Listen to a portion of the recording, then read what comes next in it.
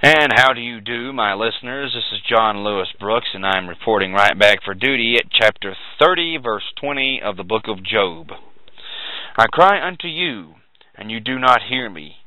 I stand up, and you regard me not.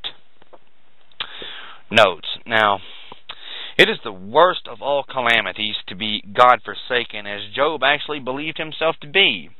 However, he will soon find out that the Lord had not forsaken him. As a matter of fact, God had actually been paying very close attention to Job. Verse 21, you have become cruel to me. With your strong hand you oppress yourself against me. Notes. Now, it looked like that to Job, okay? So, he's not correct in saying this. Verse 22, you lifted me up as the wind. You caused me to ride upon it and dissolved my substance. Notes. The wind of adversity was allowed to blow against him in the fullest force that he could barely stand. 23. For I know that you will bring me to death, and to the house appointed for all living. Notes. Now, Job fully expects to die, and just take a look around him. There's nothing but trouble everywhere he goes. Every place he sits, he's being picked at, prodded, insulted, railed upon, and his physical condition is absolutely the most horrific it's ever been. He has no money. He's been reduced to eating leftovers on the ground. Not a good place to be. Verse 24. Howbeit he will not stretch out his hand to the grave, though they cry in his destruction. Notes.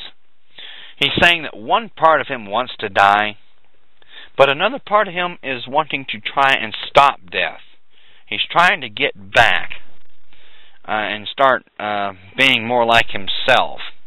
But he also knows that God is his only true answer. Verse 25. Did I not weep for him who was in trouble?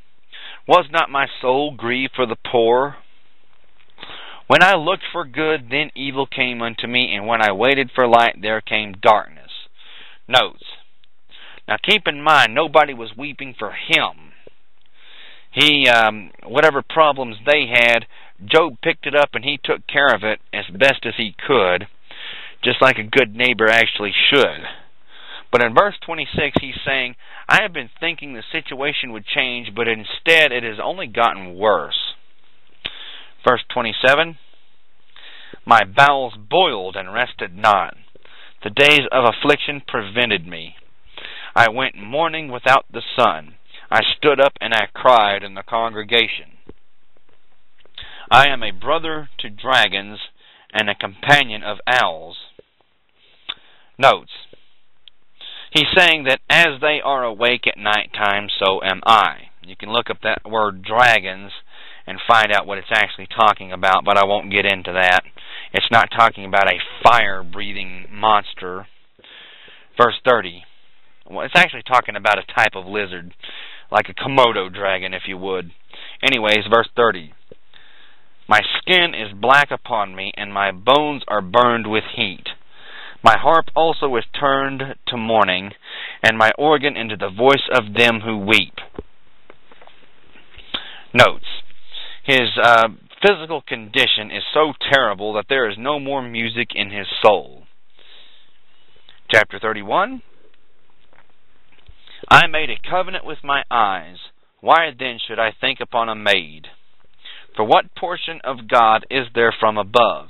And what inheritance of the Almighty from on high? Notes. In verse 1, Job is saying here that he's not guilty of the sin of lust.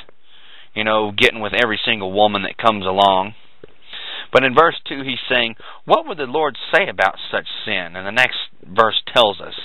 Verse 3, is not destruction to the wicked, and a strange punishment to the workers of iniquity? Notes. Well, this is what sin does. It ruins both the soul and the body.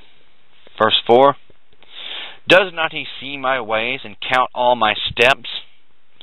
Notes, and you can be certain of that, God was paying very close attention to Job. Verse 5, if I have walked with vanity, or if my foot has hastened to deceit, let me be weighed in an even balance, that God may know my integrity. Notes, now in these two passages right here, Job claims that he is not guilty of trying to trick people or deceive them. In fact, the only even balance in the universe is that which is of God, and all else is spurious. Okay? Verse 7. If my step has turned out of the way, and my heart walked after my eyes, and if any blot has cleaved to my hands, then let me sow and let another eat. Yes, let my offspring be rooted out. Notes. Now, if it is to be remembered that Job has the testimony of God himself to the fact that he was a perfect and an upright man who feared God and hated evil. This doesn't mean that Job was sinlessly perfect, because he wasn't. He was a card-carrying member of the human race. But it does mean that he was attempting to follow the Lord as closely as he possibly could. You can check that out in your Strong's Concordance and look at verse 3 of chapter 2. And as far as verse 8 is saying, if the Lord says I'm guilty, then I will accept my punishment, is what Job is saying. Okay? Verse 9. If my heart has been deceived by a woman, or if I have laid wait at my neighbor's door, then let my wife grind unto another, and let others bow down upon her. Notes. He's saying that he has not committed adultery in verse 9. And if adultery is committed by a husband, the wife suffers, and suffers unjustly. Verse 11. For this is an heinous crime. Yes, it is an iniquity to be punished by the judges. Notes. Now, I don't think I really have to explain this, but I'm going to anyways in this adulterous nation. The crime of adultery subverts the family relation on which it has pleased God to erect the entire fabric of human society. I mean, God's ideal of a family is a man and a woman who are married and have children. And that's it, and it has been proven time and time again that that's the way that it should go. No Adam and Steve, and no Winona and Fredoda, okay? Verse 12. For it is a fire that consumes to destruction, and would root out all my increase. Notes. Well, he's saying that the sin of adultery, lacking repentance, will bring down the wrath of God upon the person who commits such, and so it is. Verse 13.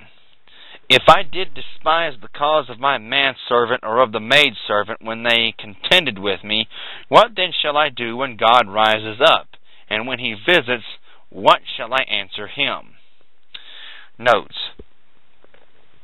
Now Job here he's disclaiming the oppression of his dependents, of which he had been accused by Eliphaz back there in chapter 22, verses 5 through 9.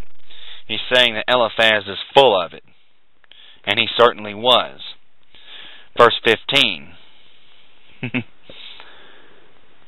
Did not he who made me in the womb make him, and did not one fashion us in the womb? Notes. Now here the Spirit of God through Job proclaims the equality of all men, irrespective of race, creed, quality, or color. Okay? Whenever we all hit the dirt nap and the clay pot breaks, we're going to be judged, and we're going to be judged very fairly, and that's really what matters. Verse 16, if I have withheld the poor from their desire, or have caused the eyes of the widow to fail, or have eaten my morsel myself alone, and the fatherless have not eaten thereof, for from my youth he was brought up with me as with a father, and I have guided her from my mother's womb. If I have seen any perish for want of clothing, or any poor without covering, if his loins have not blessed me, and if he were not warm with the fleece of my sheep, if I have lifted up my hand against the fatherless when I saw my help in the gate. Then let my arm fall from off my shoulder blade, and my arm be broken from the bone. Notes. Now Job claims to have always shared his bread with orphans and made them partakers of his abundance. In other words, I have done everything for the poor and the helpless that I had the power to do. I've done all these great things and helped all these people, and if I'm not telling the truth, may God strike me, is kind of what he's saying. Verse 23, for destruction from God was a terror to me, and by reason of his highness I could not endure. Notes. He's saying, if I could not have committed the sins of which I am accused, because I'm really kind of scared of what God can actually do to me. Very brilliant man right there. Far smarter than his so-called buddies, and we're about to have another so-called friend show up. And oh boy, he's just really full of it. He's actually worse than all the others. His name's Elihu. But anyways, verse 24. If I have made gold my hope, or have said to the fine gold, you are my confidence, if I rejoice because my wealth was great, and because my hand had gotten much, if I beheld the sun when it shined, or the moon walking in brightness, and my heart has been secretly enticed, or my mouth has kissed my hand, this also were an iniquity to be punished by the judge, for I should have denied the God who is above. Notes. Job feels that it is wrong even to care greatly for wealth. And as far as verse 26 is concerned, he's saying that he's not guilty of idolatry, okay? Worshipping the sun and the moon and planetary bodies and whatnot. Verse 27, he says, and my heart has been secretly enticed, or my mouth has kissed my hand. This is a part of the process of the worship of planetary bodies. I won't get into that, though. And he goes on to say that this is to be punishable by the judges. Well, the worship of any other god besides the supreme God is tantamount to atheism, basically. Okay, verse 29. If I rejoiced in the destruction of him who hates me, or lifted up myself when evil found him, neither have I suffered my mouth to sin by wishing a curse to his soul. Notes. Job left all others to the Lord. And Romans chapter 12, verse 17 through 21 gives you a little bit of instruction that you should be wise to follow. Verse 31, if the men of my tabernacle said not, oh, that we had of his flesh, we cannot be satisfied, the stranger did not lodge in the street, but I opened my doors to the traveler. Notes. Verse 31 is saying that all were satisfied with Job's hospitality. He was a really cool guy, and I'd really like to meet him. Verse 33, if I covered my transgressions as Adam, by hiding my iniquity in my bosom, did I fear a great multitude, or did the contempts of families terrify me, that I kept silence and went not out of the door?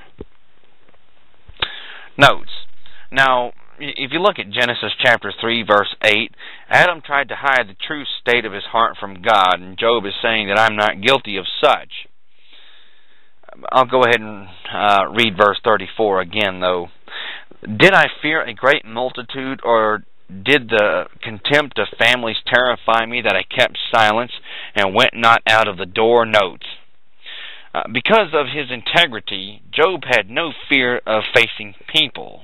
Okay, that's what he's saying here. Verse 35, oh, that one would hear me. Behold, my desire is that the Almighty would answer me, and that my adversary had written a book. Notes, and so it is. To be sure, the Lord was definitely hearing Job and noting all that was actually said by his adversaries. And this book certainly, he definitely got his prayer answered there with this amazing book. And we will pick up in, chapter 31, verse 36 of the book of Job. Thank you, and God bless.